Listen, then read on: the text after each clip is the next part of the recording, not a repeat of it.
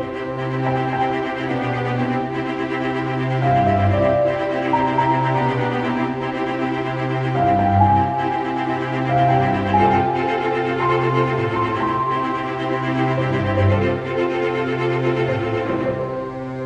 everyone and welcome to Superboy Legacy on YouTube. We are back with another episode of the same story, or one story, 3 times.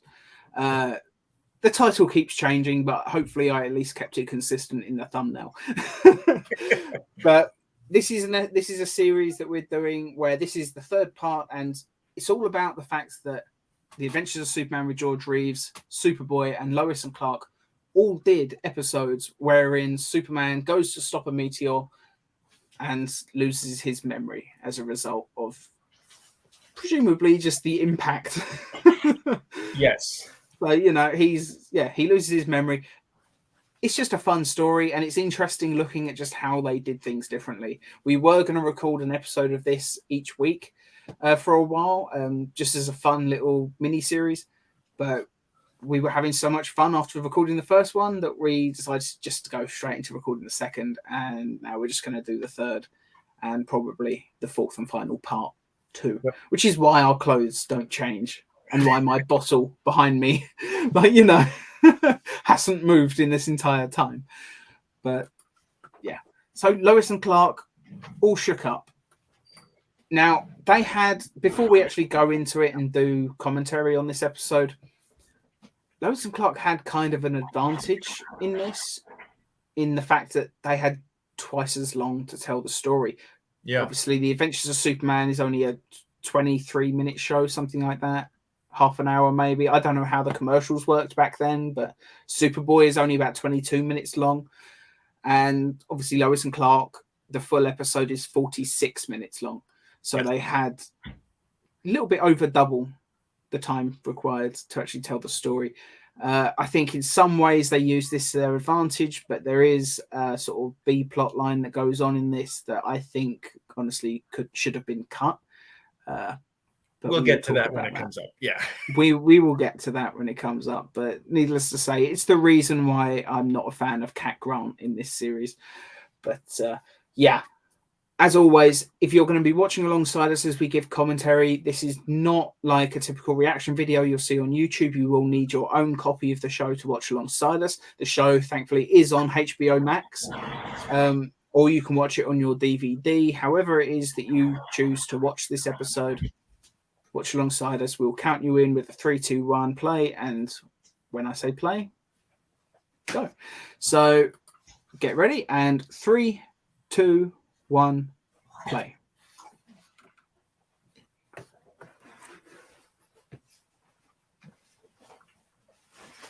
I still love the Daily Planet entranceway from Lois and Clark. I wonder whatever happened to that thing. Well, probably got torn down. Yeah. I hope at least like a fan bought it and is looking after it somewhere, Yeah.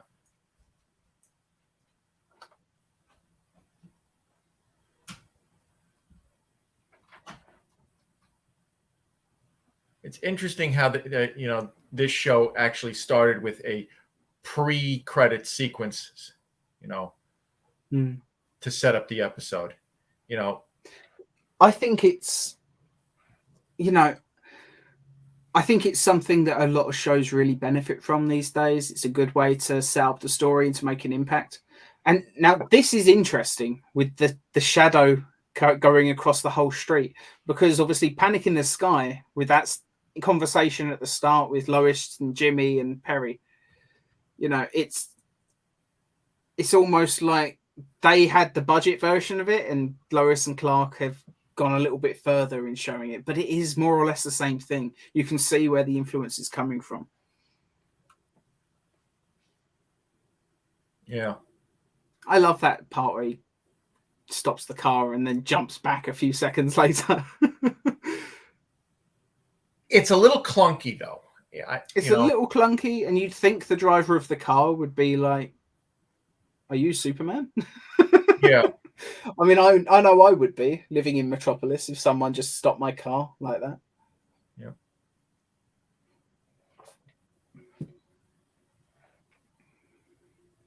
They've got a great intro sequence here. Oh, definitely. I love the theme tune for Lois and Clark. It's just they keep bringing back the John Williams theme in cinema and stuff. Like it just keeps coming back. I really want them to bring back the Lois and Clark theme at some point, even if it's just like a little bit, just a little leitmotif in the background. Just a little reminder. I think it would be nice.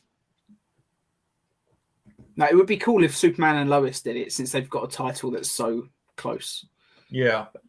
Who knows? Maybe Superman Legacy under James Gunn will have a tiny little bit of it, you know? Mm.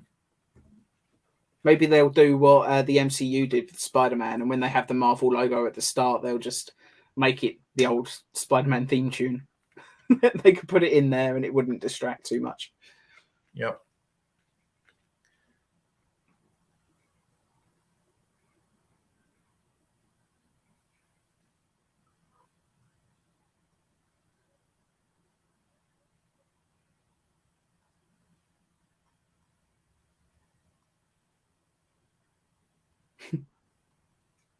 Gotta love Lois. Definitely.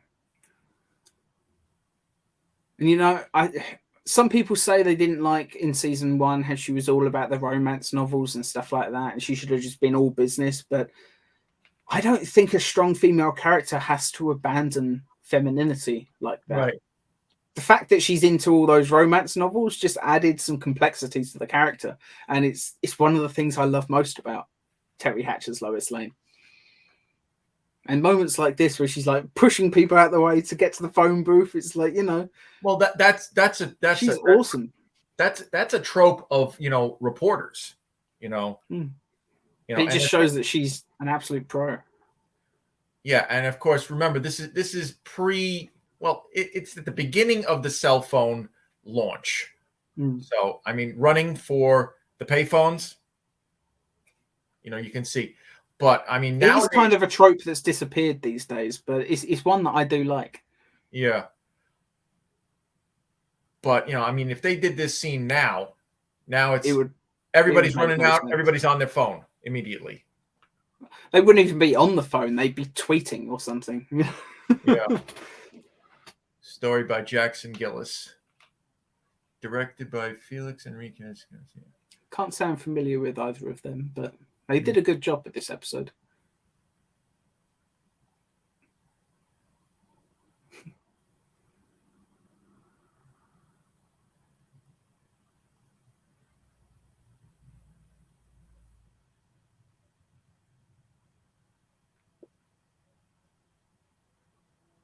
Gotta love Lane Smith. Bar none, the best Perry White, in my opinion. Yeah, he is just the greatest. It helps that he had more screen time than any other Perry White, but you know, even in just the first few episodes, you can tell like this is a Perry White that people are going to remember forever, or at least I hope so. And I mean, when I look at the different portrayals of Perry White, he's got to be number one, okay.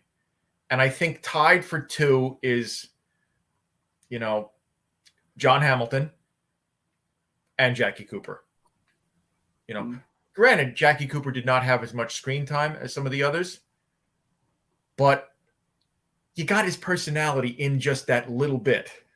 Just that first scene that we meet him, and he's like, he gets flustered with his words, and he tells Jimmy not to call him sugar.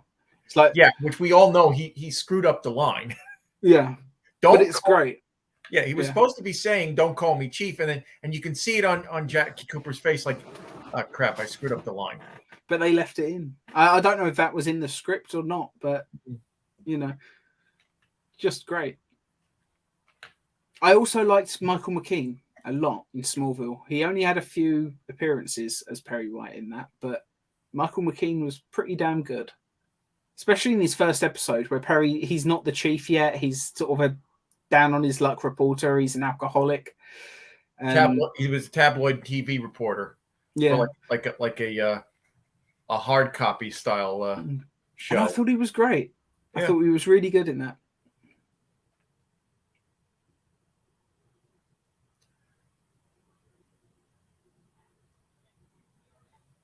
I It's mean, funny. Some people don't like Dean Cain's suit, but I really, really love this version of Dean Cain's suit. I think once they got once they settled on it, on the design, I just think it's one of the best Superman suits.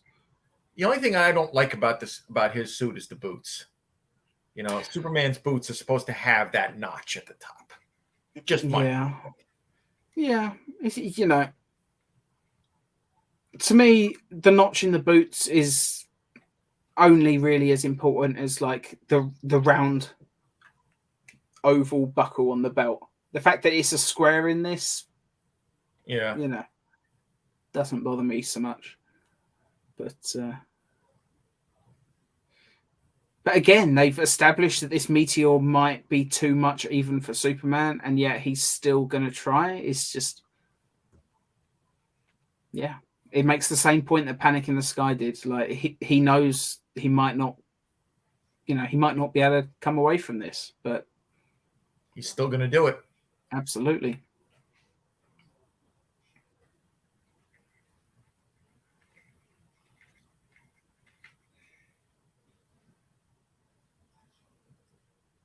And one thing I've really got to give this show credit for is the relationship between Superman and Lois really feels real in moments like this. Especially in that moment. She thinks, she thinks she might not see him again, so she makes sure to kiss him goodbye. I just think it's a sweet moment. Yep.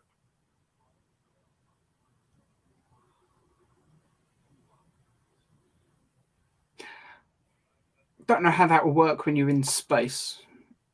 Well, he does have an oxygen mask, so. Yeah. That's true. Not exactly airtight, though. I'm pretty sure. I'm pretty sure any oxygen going into that mask will be immediately sucked out by the vacuum of space. But it's a comic book. We can forget about that. I'm just making jokes. Yeah. I gotta say, the way he has his hair done, it's very George. Mm. And I like that they just said a little bit of science there as well, where they said, when he hits the thing, it's going to be the equivalent. What did they say? Like a 50 megaton force or something. Right. It's like, I like that they're trying to. They put in a bit of dialogue just to demonstrate to the audience what's happening. Yeah.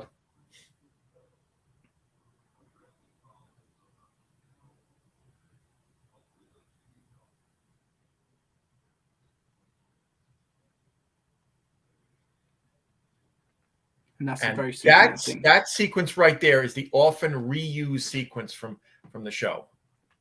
Anytime you see him flying like that, and you see the oxygen tank on his belt, it's, they ran out of money. They were reusing the shot. It's funny, they reuse that shot quite a lot, and they also reuse shots from like some of the first 3 episodes, because every now and then you'll get a close up and he'll have the square attachments on his cape, which was just awful looking. But it's a shame that they, with this show, if I was the showrunner, I would have said, like, let's just have a day where we shoot him flying from as many angles as possible.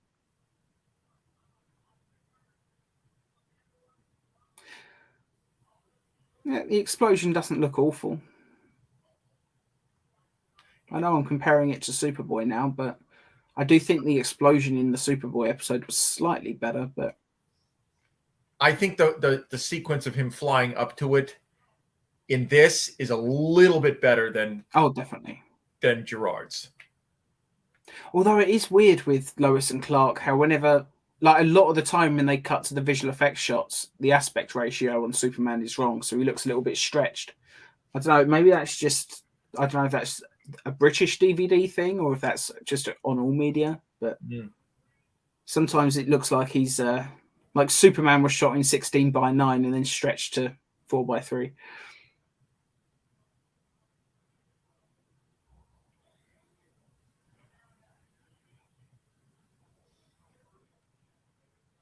And this definitely establishes that the suit that he's wearing is not Kryptonian material, because it burned up on impact. I think only the cape was said in the pilot to be his blanket as a baby. Oh No, no, it was just the S that she took from yeah, it. I think, yeah, because Martha Kent made the costume, and and he yeah, had maybe she multiples just, of them in the yeah, closet. I think maybe she just used his baby blankets as inspiration. But there was an episode as well where they established that he has sort of like an aura, like a force field almost around him. He's like a millimeter away from his skin, and that's why skin tight clothes aren't damaged by bullets, but the cape can be. Yeah, I think maybe in this case, that it's aura just the didn't do fact jack that squat. that explosion was so powerful, it went straight through that force field and destroyed the suit anyway, Yeah, which is really cool. And only a small piece survived, as we'll see later. yeah, and of course we've got Richard Belzer here. Yeah. His typical trope of playing the cop. Yeah, well, he did it on what was it, Law and Order as well? Uh, Was it it Law and was Order? well, it was Law and Order SVU. He also made a couple of appearances on regular Law and Order, but he started off on the show Homicide: Life on the Streets. Right. Yeah, he's in tons of stuff. It's But funny. I always thought he looks so much like Leonard Nimoy. I always thought it was a shame they never played brothers in something, because yeah, not so much in this, but in some of the shows he did after, as he got older, he looked a lot like Leonard Nimoy, in my opinion. yeah, and then of course this is of course his second appearance on a DC TV show. He was the reporter Joe Klein on The Flash, which was before this.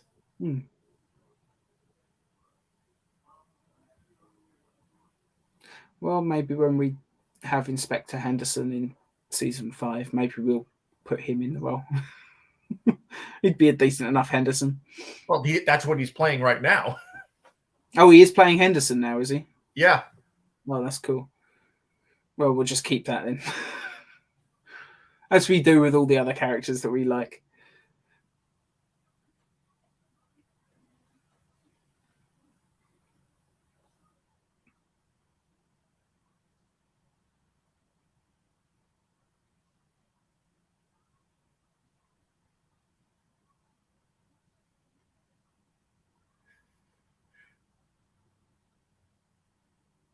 Lois trying to be, sensitive and understanding and failing miserably at it.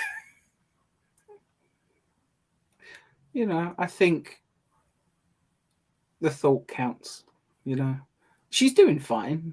She just. I don't know if anyone would know really what to do in this sort of situation unless they were like, a professional that deals with this right, for a living. For the lowest that we have here, it's even further away from that, because she's more businesslike about anything. She showing her feelings is not something she likes to do unless it's showing her anger. I do love though how Lois was like, yeah, I'm the senior partner, you do what I say, I'm the boss, and then he's just been so nice she can't continue anymore. She's like, oh, I was lying, we're full partners. Such a Lois Lane thing. Yes, and here with Cat Grant, yeah, this episode is when I decided that I did not like Cat Grant in this show. Like, I thought she was fine in the other episodes, but in this one, yeah, I mean, flip the genders on this. And if this was a guy doing this to a woman who had amnesia, they would be calling this guy out for being a misogynist sicko. Yeah. But because she's a woman, she gets away with it. It's okay. Because the first season was written more like a romantic comedy. And it is a very romantic comedy trope. But the thing is, Sandra Bullock did an entire movie based upon that. I haven't seen that, but yeah, honestly, it was the movie while you were sleeping. Right. But like in a romantic comedy, I would assume, based on the fact that I don't watch romantic comedies, I would assume that the character trying to trick a man with amnesia into sleeping with her would be the villain of the story. Yeah. which isn't a good idea to do on a character that's supposed to be one of the main characters of the show, Yeah. And, I'm sure that this is part of the reason why they then wrote Cat Grant out for season 2 and on. I would love to hear from some of the people watching at the moment. If you could leave us a comment. If you watched the show at the time, do you remember there being any backlash on this? Because I'm sure, it was only the beginnings of the internet. Very few people actually had it at home at this point, but there must have been fan clubs and stuff like that.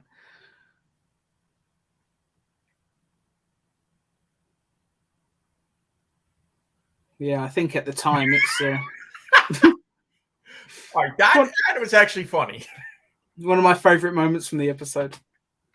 Yeah, and Lois she doesn't even realize what happened. She just says, the drivers here in Metropolis suck. Yeah, don't trust them.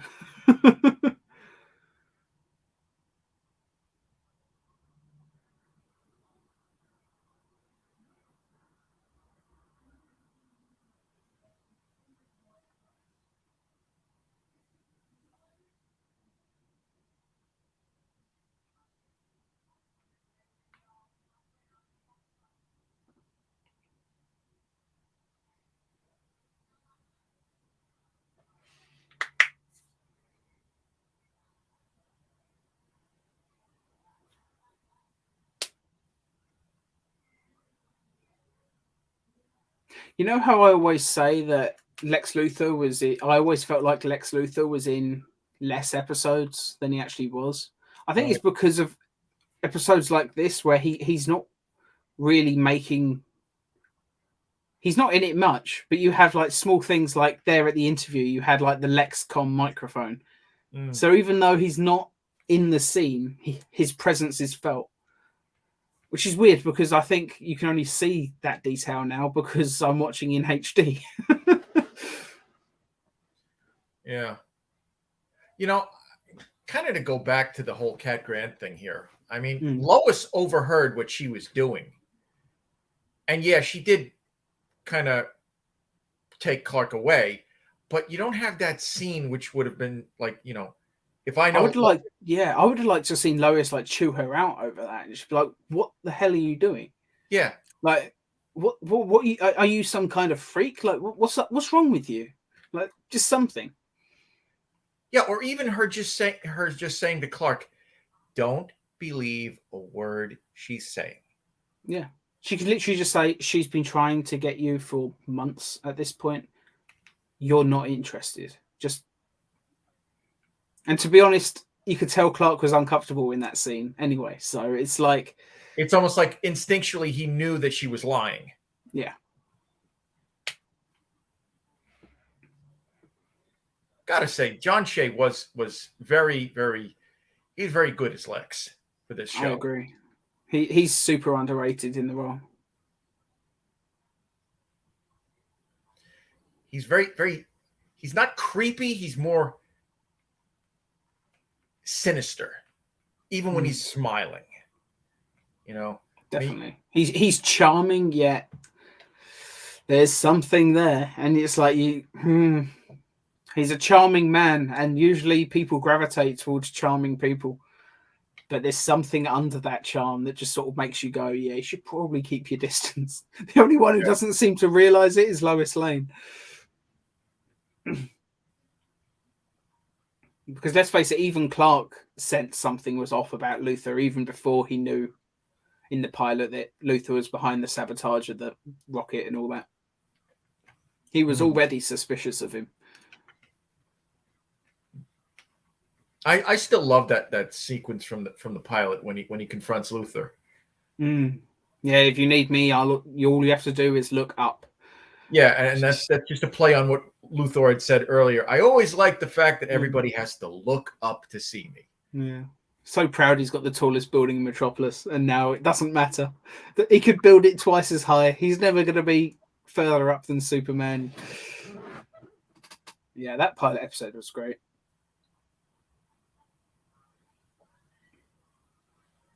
Although I gotta say about the pilot, that whole sequence when he stops the bus and his handprint is in the bus, Yeah, I don't think that's how the metal would have worked.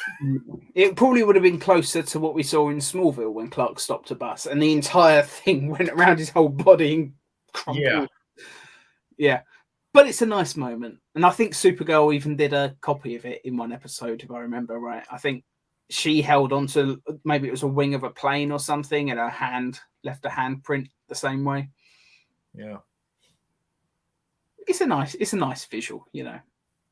I don't mind it so much.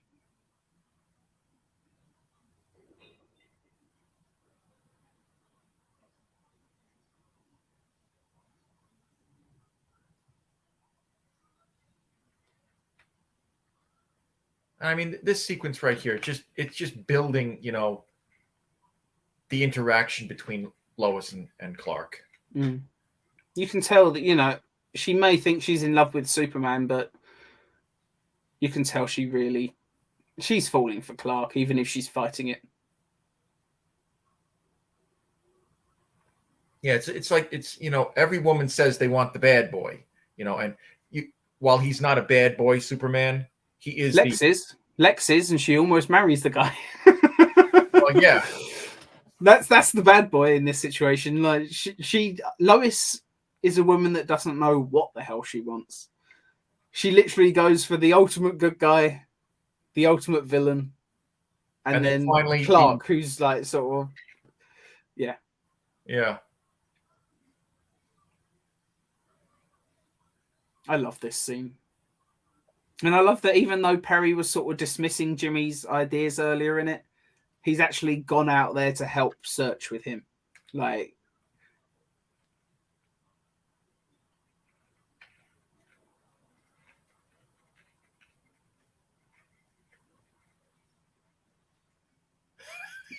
love that. Faster than a speeding bullet.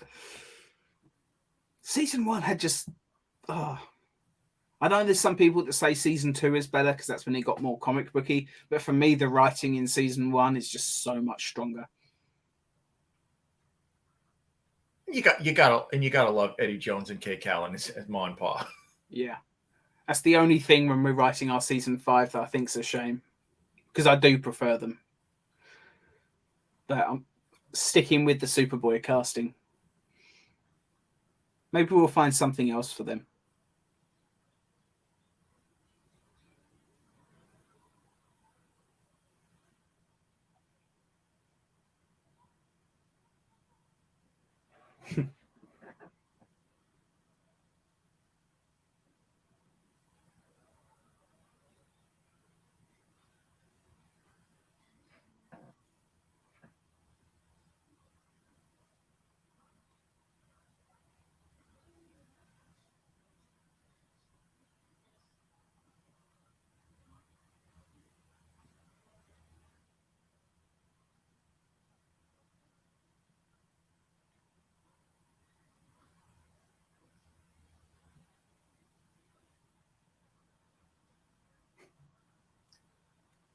Why am I getting flashbacks to Justice League? I knew you didn't bring me back because you liked me. I don't not like you. Such a bad line. I've said it before. There are things that I think are actually slightly better in the Justice League version, but lines like that were just so fucking cringy.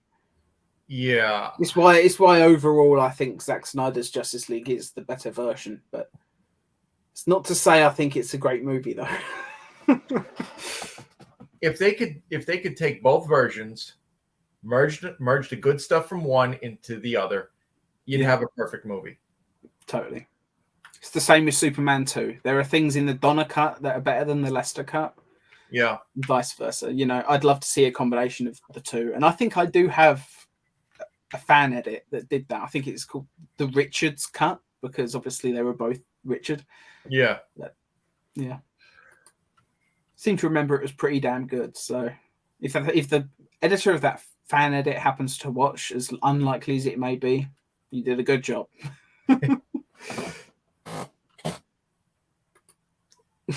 I don't see why people were saying what they were saying about Michael Landis looking too much like Dean Cain.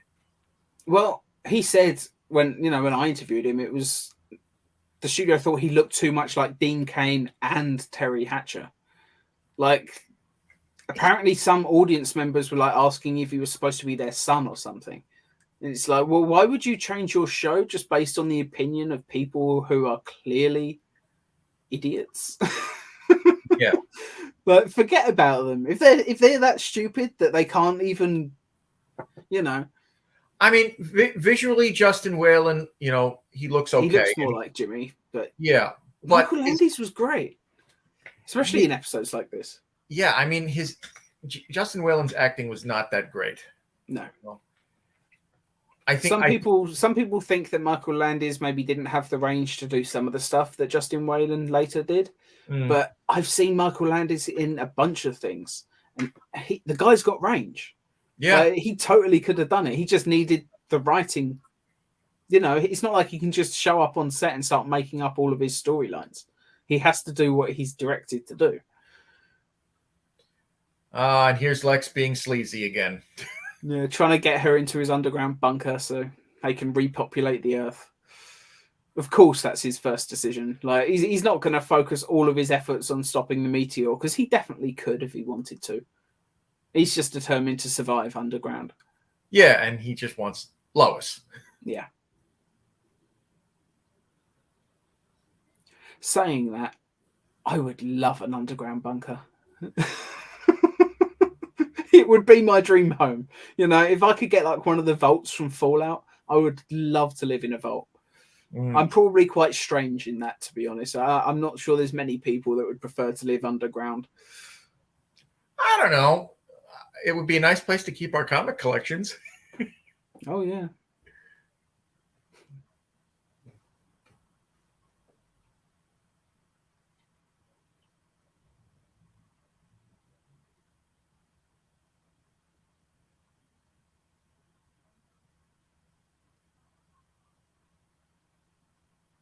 Now, this is the creepy part.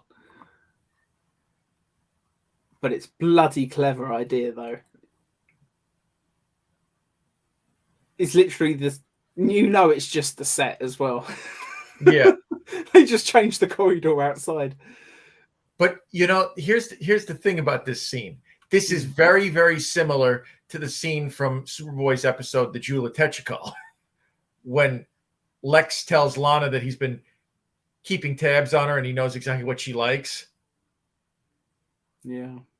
So this version of Lex has taken it an extra 100 steps, not just one step further. He's gone all the way with it. Yeah. He's not just built an exact copy of the apartment. He's actually furnished it and has decorated it, and literally everything is there. Which, considering, their relationship's not been going particularly long, how many times has he even been in the apartment? He must just either have a photographic memory or he's been breaking in while she's at work just so he can take measurements and stuff. Yeah. And I mean, this really is, this is creepy. And yet she then goes out again with him after this, knowing full well that he's done it. Lois looks past an awful lot of red flags when it comes to Lex Luthor. Yeah. Any other woman out there would see something like that and they'd be like, yeah, I'm out of here.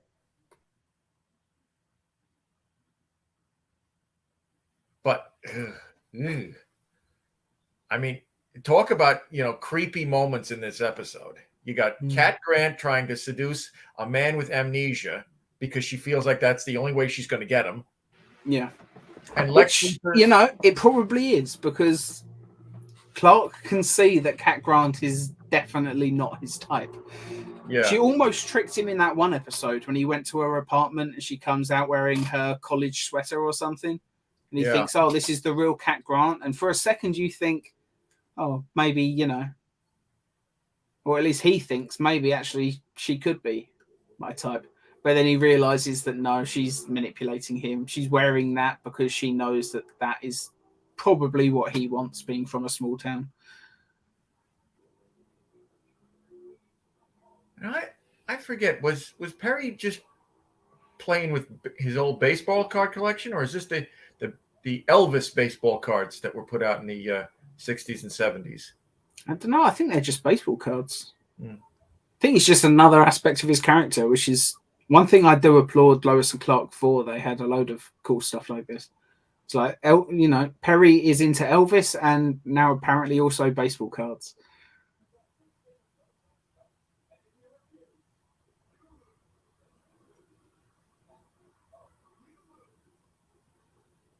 This is a sweet moment.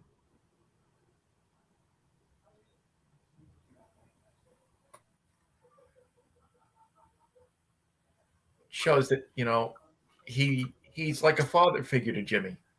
Mm. It's like earlier in the episode, he was a bit dismissive of Jimmy's insistence that they had to go looking for Superman.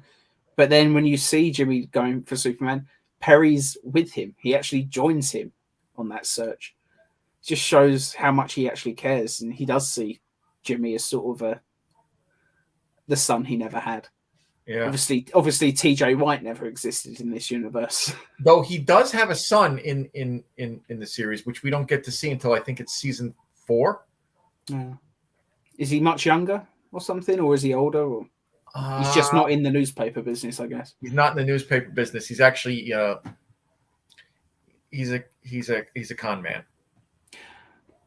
Maybe that's why he takes such a shine to Jimmy. He sees a kid who could have gone that way. Because we know that this season 1, Jimmy especially, like he knows how to pick locks and stuff like that. He's a very streetwise kid. You actually get the impression that he may have even lived on the streets for a little while, or at the very least, he had a rough upbringing. Yeah, and maybe that's why Perry takes such a shine to him.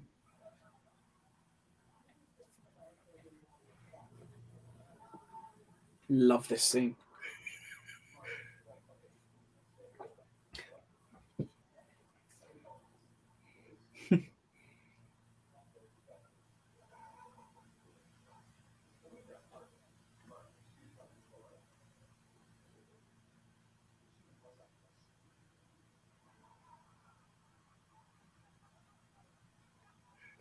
and of course Clark is being dismissive as usual. I mean, yeah, if I had amnesia and I read about who Superman was, and then somebody said to me, "You are Superman," I don't think I'd believe them. Maybe if I saw a photo of Superman and then I just looked in the mirror and took off my glasses, that would do it. Here it comes. Love this.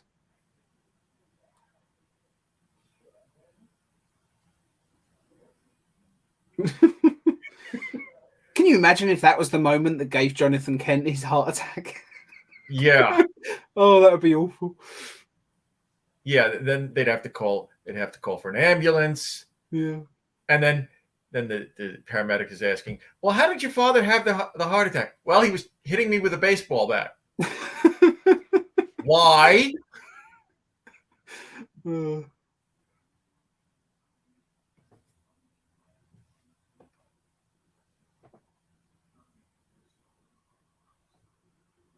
that's a pretty shit rocket, isn't it?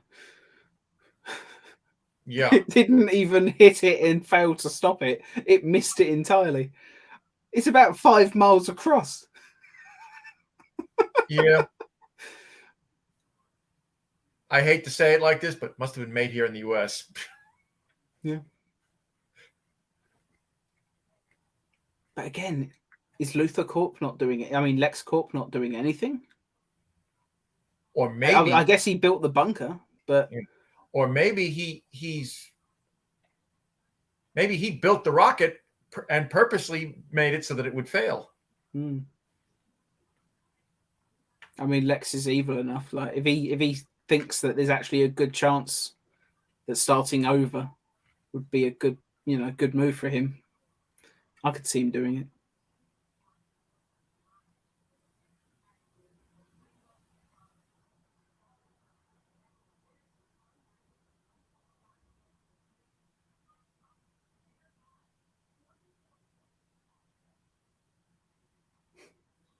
So that's nice.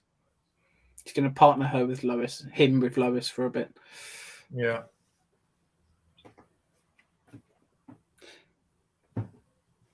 I do like this scene with Kat though. This is where she's in the confessional and she's Yeah. Was she confessing her sins, or was she basically bragging? She's confessing, but I also think she's trying to convince the priest to get with her as well. Because doesn't she like hit on him at the end of this scene and then he runs away? I know I'm skipping ahead a bit, but It shows that she has no morals.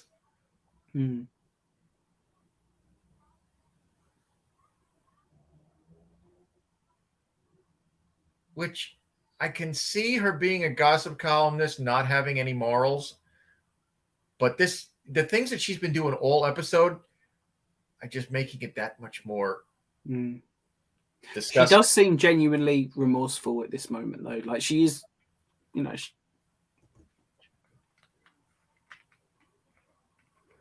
I mean, she's gaining some self-awareness, but now she decides no. No, I want to seduce a priest. Yeah, she was so close to having some actual character development and some redemption, and she completely blows it at the last moment. The priest shuts the thing. I mean, if they had you can just hear him running away. Yeah, if they had taken out that end spot where she's trying to seduce the priest, I could deal with the earlier part where she's totally, but in fact, I would actually, I'd feel for her in that moment if that was the case. But she's so unrepentant.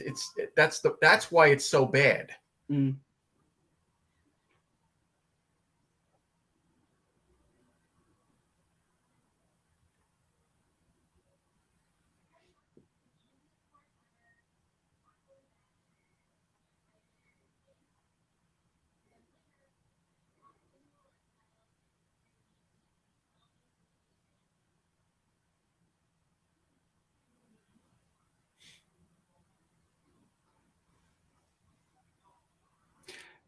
As we've been doing this series, we've been talking about what each episode brings to the story and what they do well and the reason why their episodes are great.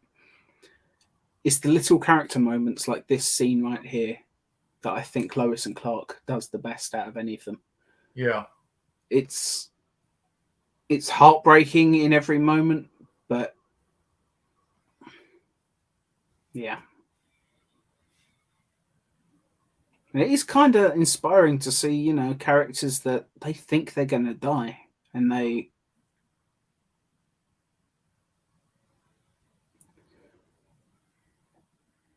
yeah.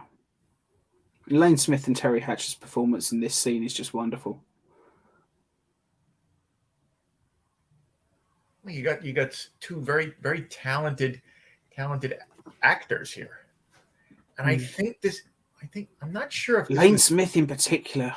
Yeah, I mean, just wow in that scene, just incredible.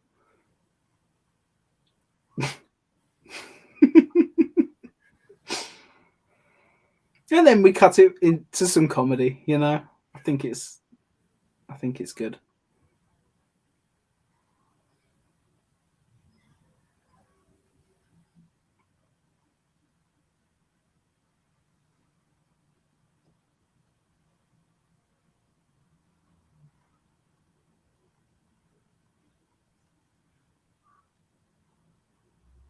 I forget. Is it Jonathan that pushes him over, or is it Martha?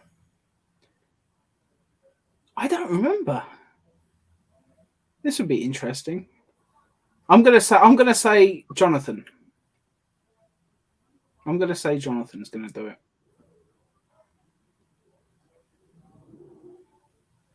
Oh, maybe it'll be Martha. Yep, it's Martha. Oh, I love Martha Kent.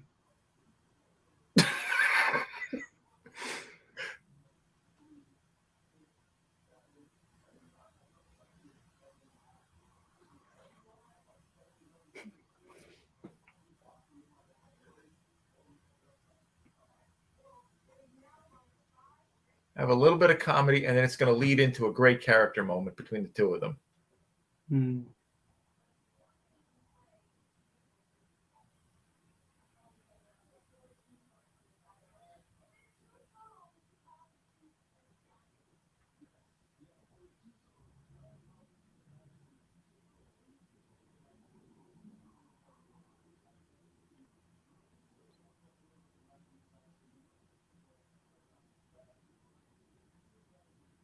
Yeah, this is a great scene. I know what's coming, but wow. One of my favorite scenes.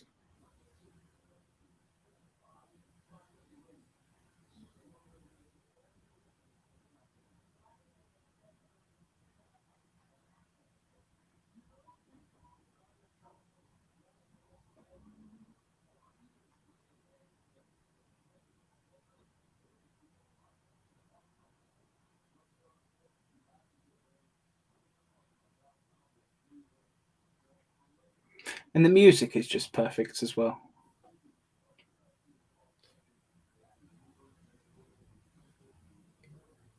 You know, you were talking about just a moment ago, you know, the scene between her and Lane Smith.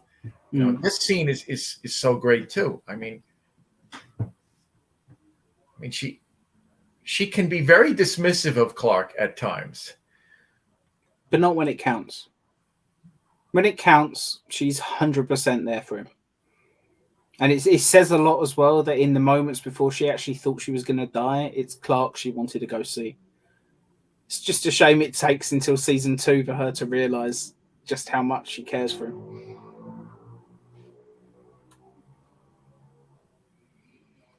Apologies for the guy on the loud motorbike that just drove past. That's okay. My dad had. I think there's one neighbour that has like this loud motorbike because I hear it like once a day. It's all, yeah.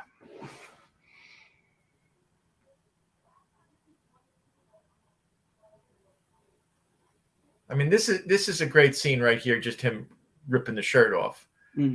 But it's a nice juxtaposition to when Gerard slowly unbuttoned his shirt, because he unbuttoned his shirt slowly because you could tell the memories were returning to him. His memories are back at that point, so he rips it open, off he goes.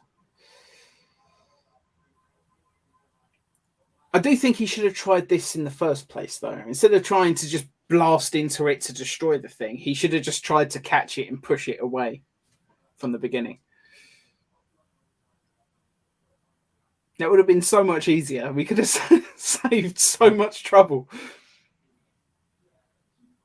Yeah, but it also proves that, you know, he's not a super genius, this version of Superman. He's an ordinary guy. Yeah. You know? I mean, the classic Silver Age Superman, he would have run this through his head like 50 million times, saying, if I hit it, there's a good chance I might lose my memory. He'd also work out exactly the right spot to hit it. Yeah.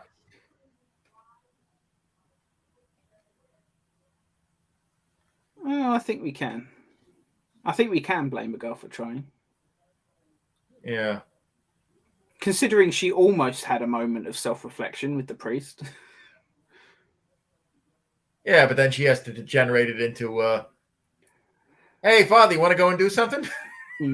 They did have elements that were slightly sitcom-y in this show, being that it was primarily a romantic comedy with superheroes. Yeah. But, you know, it's a shame that they had to reset Kat by the end of the episode and make her back to the way she always is. Because it would have been nice if she'd actually had some development and was different from this point on. Because she was everyone's least favourite character in this show. So maybe if she had changed halfway through and we saw that she was growing as a person, she might have been able to stick around for seasons 2 through 4. Agreed. And there we go. That's the episode. Yep. Now, before we get really into the episode, can I just ask you your opinion on one thing, and that's Superman's super brain. Right. Okay. Do you like when he's a super genius, or do you prefer when he's not? Because I have sort of I have an idea of what I like, but I'd like to hear yours first. Well, giving him a super brain, while in certain cases it works, okay? You know, like, you know, him being able to rebuild, say, the Phantom Zone projector if it gets damaged, okay? It works. But, you know, if you make him too smart, if you make him Reed Richards level smart, that's when he gets overpowered, in my opinion. Yeah, that's when he's OP. And he can have all of these powers. He can be as strong as the Silver Age Superman, as far as I'm concerned. but the super brain making him like Reed Richards times a billion, as he was for a while in the comics. Like he was just that stupidly intelligent. Yeah. That's when he's OP. He's overpowered, and that's when he's... I would much rather see him as Spider-Man level intelligence. Because remember, Peter was smart enough to know how to build his web shooters and all the gadgets that he used. But for a while, like in recent years, like he had Parker Industries. He was basically a tech mogul for a while, and he gets completely in line with Peter Parker's character. He's always been smart enough, and some people don't like Dan Slott's take on Spider-Man, but the fact is the man has written more Spider-Man comics than anyone else in history. Yeah. That's for a reason. He has some bloody good ideas now and then. And I always liked Parker Industries and stuff like that. And I think that came out of Superior Spider-Man, which I think was a series that was actually quite underrated. I just think it ended kind of poorly. But... Well, it ended the way it did because, they were getting backlash because the fans were like, this isn't Peter Parker.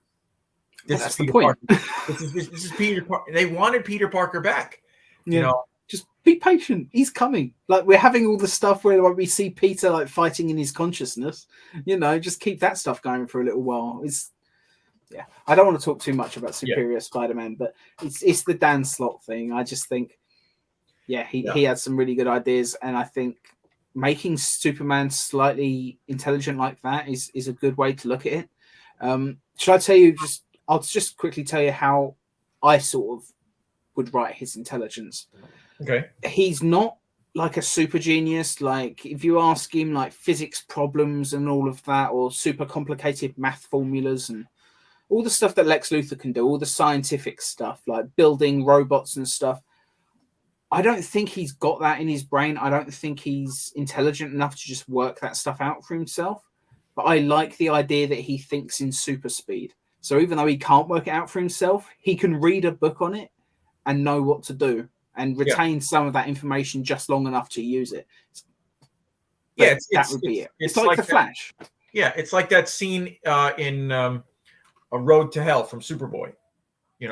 When Lex Luthor comes to the old bureau building and he finds the retired Superman reading, and he says to him, "You're reading that kind of slowly." And he says, "Well, it's poetry, Lex. It sounds better in my mind when I read it slow."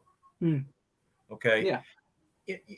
It's like maths problems. He may not be a math genius, but the fact is he can think so much faster than other people that he may as well be.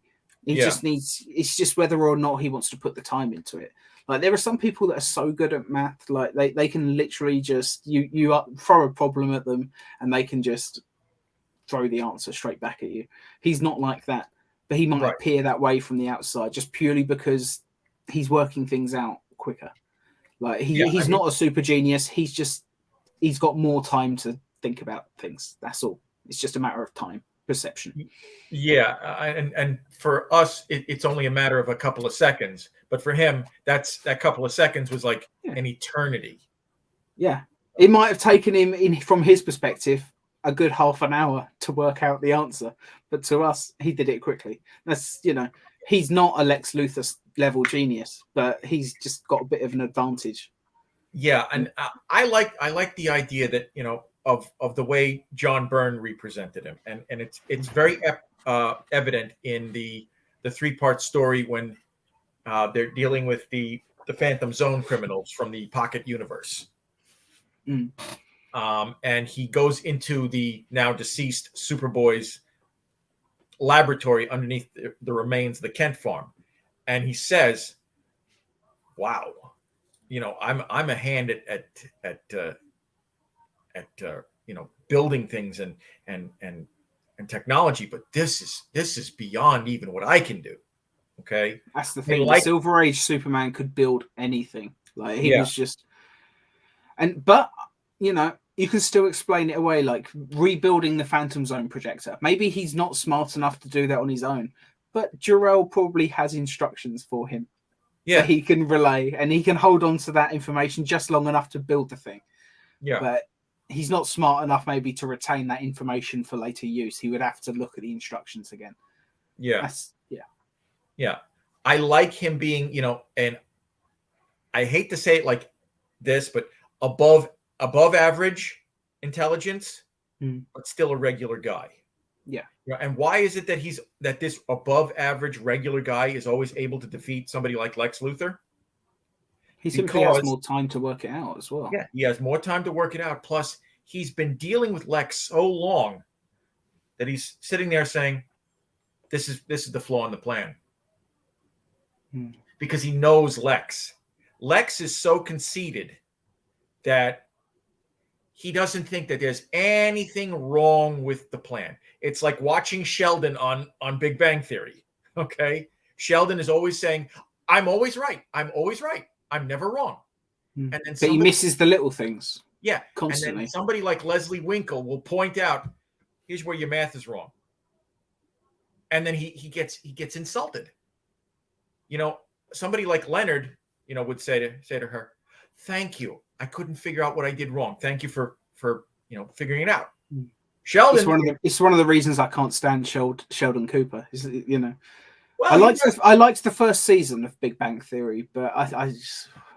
Well, he does become more human as the show goes on.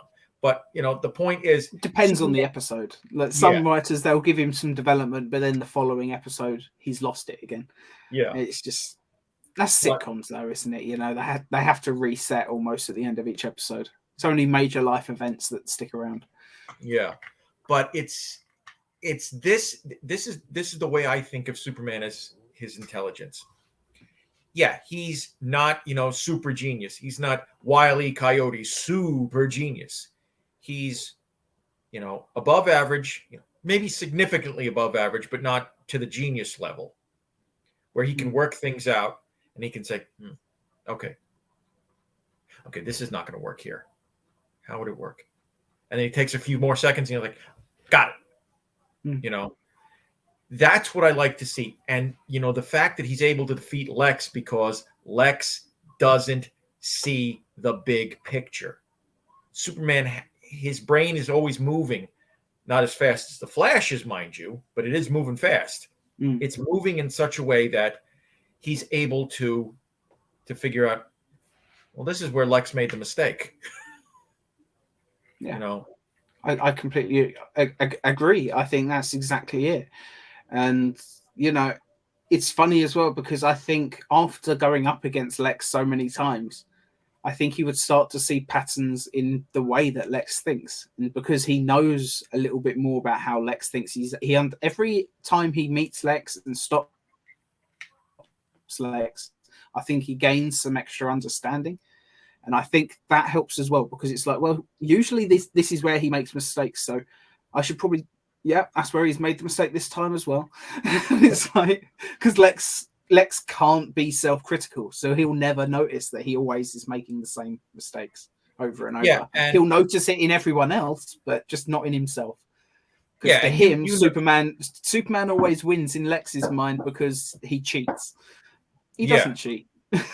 You just can't accept that he defeated you. Or Lex looks at it and is like, I was defeated by a superpowered meathead. Yeah. Why? That's as far as he goes with it. He'll ask his scientists to look for, he's got teams of scientists when it's the LexCorp Lex, and like they'll come back with information. There's that famous panel where he'd instructed the scientists working for him to work out the identity of Superman, and the computer works out Clark Kent is Superman, and they tell him, and he's just like, this is ridiculous. Clearly he's not Superman. Don't ever bring this up to me again. You're all fired. Yeah. It's like, I don't know why it reminds me of that, but it's just, I imagine often his staff would probably be like, well, I can tell you exactly where you keep making mistakes, but if I do, you'll fire me. Maybe even you'll kill me. So I'm not saying anything. And it's just, that's Lex Luthor's problem, I suppose. What I also think about, when it comes to, Superman's intelligence, and I'm going to use my own character of Omni-Man and his arch nemesis, Chad Denmark. Okay. Omni-Man is above average intelligence. Okay. Exactly the way I see Superman. But one story that I wrote, and they're sitting there, and Chad says to him, "Why is it that you're always able to beat me? Why is it that you can beat me and you're not as smart as I am? Clearly."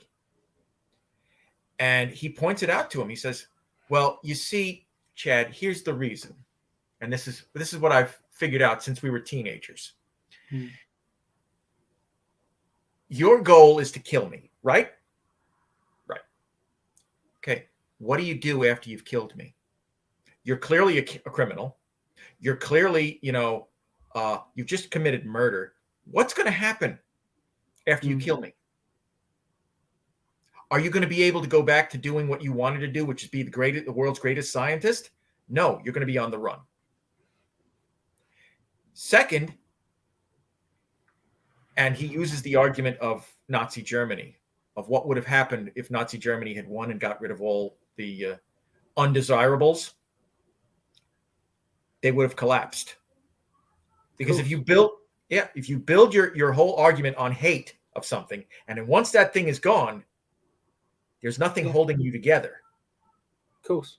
Some people just live for hate, don't they? And it's so what do you do when you get what you want? Yeah, Omni-Man points it out to him. If you actually succeeded in killing me, you would have no purpose left.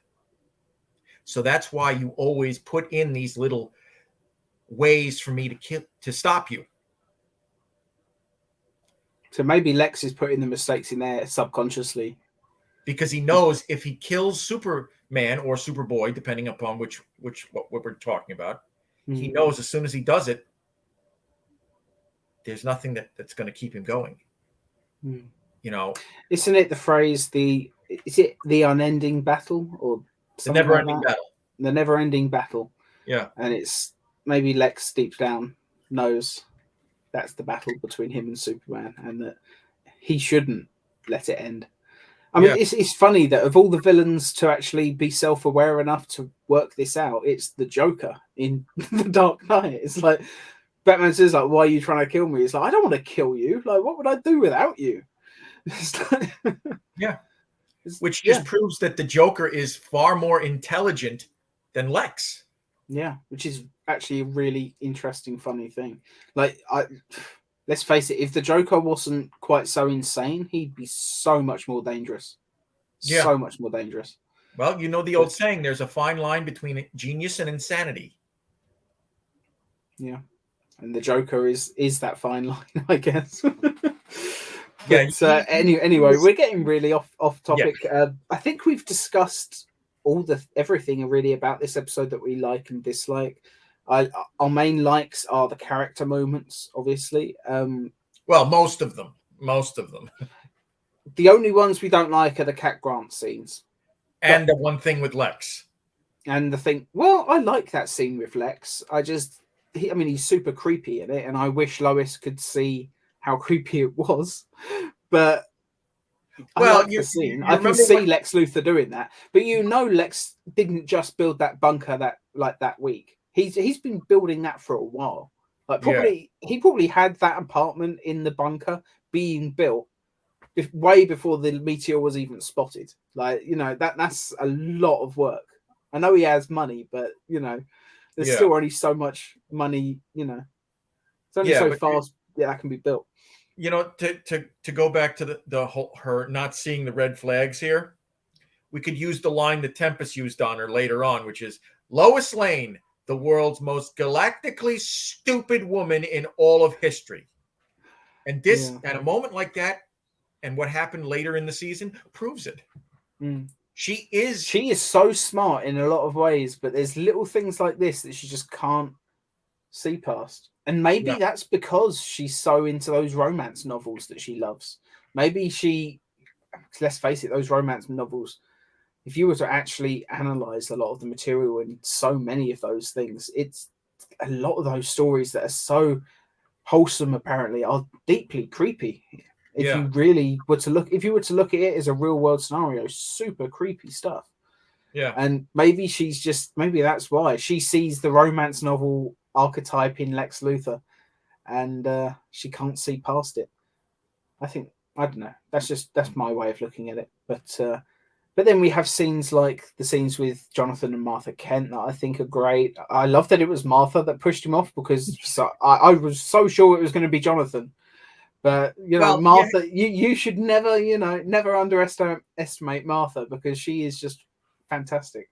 And I mean, Jonathan already got his chance to show Clark, that's with the true. baseball. That's true. So now Martha has to take her moment and say, Clark, you can fly. Push. And and all the scenes with Perry and Jimmy were fantastic. I loved that, as I've said before, in this episode, the fact that he was sort of, dismissing Jimmy's idea that we should be going out looking for Superman early on.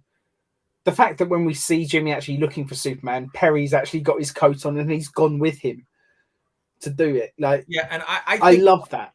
I think a lot of it has to do with the fact that, Perry is very dismissive of him. So he's saying, I think you're wrong here. So he goes, I think part of him is going because he wants to be the father figure to say,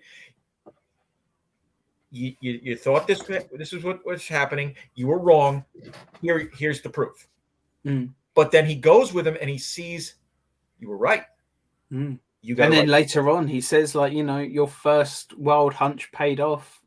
Let's see another. And he's encouraging him, and he gifts. Well, I don't know. Did he actually give Jimmy his typewriter, or did he just lend it to him to write the story? I think he lent it to him to write the story, which is still just a really lovely gesture and really sweet scene.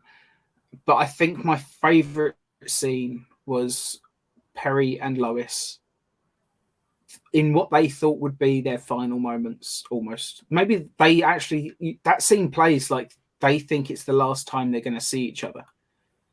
And it's really heartbreaking, and it's beautifully acted on both parts. I think Lane Smith was a little bit better with it, especially because you could see he actually had tears forming in his eyes. That's what really got to me, because you don't often see. Perry White is a tough man. If you see him on the verge, like if you see him with tears in his eyes, you're going to be emotionally affected by it. And I thought that was just really wonderful. Yeah, and I mean, Lane Smith's version of Perry, I think we all love him because he is very much, he's not the no nonsense, oh, go do the story now, get it done and be back in an hour with it finished. He says, play your hunches. Yeah. Do what you have to, get the story right. But he also looks at his people, Lois, Clark, Jimmy, even Kat to a certain extent, as family.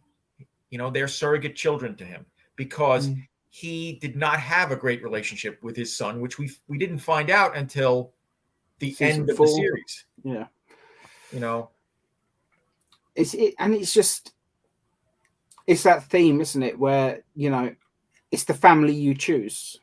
Yeah. That way. It's like he loves his family, and I'm amazed that we don't see Alice in this episode. I would have been sure that either he would have gone to Alice or Alice would have come to the planet. The fact that I don't even think she was mentioned is a little bit strange.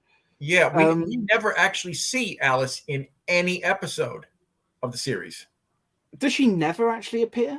I thought she appeared in at least one. I thought there was one episode where she appears, but she's in silhouette. So, right. I think they were trying to work on who would play her and who could do the right thing, and whatever it is, maybe the negotiations with the actress, whoever it was, fell through. Yeah, and maybe it's just a fun running joke that we never actually see her. Like, kind of like Wilson on Home Improvement.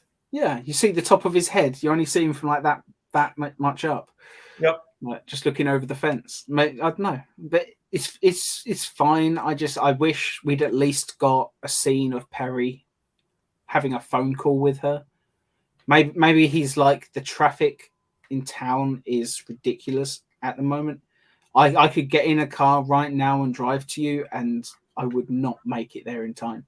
So, and you could have like just one extra scene where he's having like a heartbreaking phone call with his wife and saying goodbye, and you could replace the Cat Grant shit that we don't like with that and make it a stronger episode. Yeah, or even That's just what I would have done. cut out half of the Cat Grant stuff, you know. Yeah, keep some of it. You could even keep the scene with the priest, but just cut it short so she actually ends where she has learnt something about herself and she's able to self-reflect. Yeah. And yeah, I you know, there are a bunch of things. I think this episode, you know, out of the 3 versions of this story that we've watched, I do think the Lois and Clark version is my favorite, but it's also the episode that's got parts in it that I like the least. I think the fact that the episode is twice as long as either of the previous ones really helped, because Superboy just frankly just wouldn't have had time for some of the scenes that I love most, like the one with Lois and like Perry, and the stuff with Perry and Jimmy, and the stuff with Jonathan and Martha and Clark and all of that stuff. I don't think we'd have time in an episode of Superboy, because if you just put all those scenes together, it's probably about the length of an episode, at which point there's no time for the rest of the plot. So it's, you know, maybe it was a 2-parter, but obviously it wasn't. You know, in the Superboy episode, we sort of got a little bit of that, you know, but, you know, with the interaction between Lana and Matt. You know, but it was very, very short. It was like 20-second segments peppered throughout the episode. Yeah, whereas in this, they had full-on scenes, and the characters were allowed to emote, and I think that of the 3, this definitely is the better of the 3. But there's a reason why. It took everything that was done right in Panic in the Sky, everything that was done right in Superboy Lost, and it took both of those episodes and put them together to make All Shook Up. You know, and it works. It just works. As we say, the only thing that doesn't play for us is the Cat Grant stuff. Everything else is pretty much great. Like Lex Luthor was super creepy in it. I wish Lois could see how creepy what he was doing was, but I mean that's just you know, a minor nitpick really. Yeah. But yeah, I thought this was a fantastic episode. I really hope people watching enjoyed watching it alongside us. For the 3rd part of this mini-series, there is one more part to record, but we are going to record that one next week because, one, I want to actually read the comic before discussing it. Yeah. And also I want to see the episode of Superman the Animated Series that you mentioned had a kind of half nod to it. Well, there's actually 2 episodes that have nods to it. Okay? Well, if you send me, you know, we'll discuss this off air, but if you let me know which those episodes are, we'll talk about them. But yeah, be sure to tune in for our 4th part, where we just discuss things that are tangentially, I don't even know if that's the right word, somewhat related. Yeah. So yeah, that'll be what we talk about in part 4. We'll be talking about Panic in the Sky, the comic book adaptation, which I think came out about a year after the George Reeves episode. And as far as I know, it's the only time that story has been adapted in the comics, which is kind of surprising. Like, you'd think they would have done it again at some point. But yeah, that should be a fun one to watch. I do imagine it will be shorter. We won't actually be doing commentary on the Superman Animated Series episodes on that one. We'll just be discussing them. The moments. The moments, the themes, what we think works, what we think didn't work. And we'll be sure to put everything in the description, so if you want to go and watch the episodes before you watch us on YouTube, you can. But that's it for this episode. So be sure to leave us comments and stuff. Do you agree with what we've said? Do you disagree? Obviously, we had a moment where we almost rewrote part of the episode, just like saying what we would have done. Maybe you have an idea for something else that you would have changed.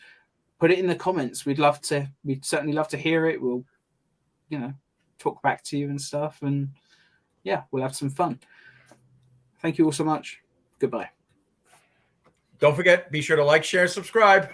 Like, share, subscribe, and comment. Mostly comment. We love reading the comments. We love interacting with the comments. Yeah. And apparently it does help. According to every YouTuber that always goes on about the comments, apparently interaction is the biggest thing that helps a channel get noticed. So if you do want to help the channel out, you know, it's just as simple as leaving a comment. And if you ask a question, we'll answer it. And Yeah, Yes. that'll be fun. Be good to get a conversation going because that's even more comments. So apparently that is a good thing. But anyway, goodbye. Take care, guys.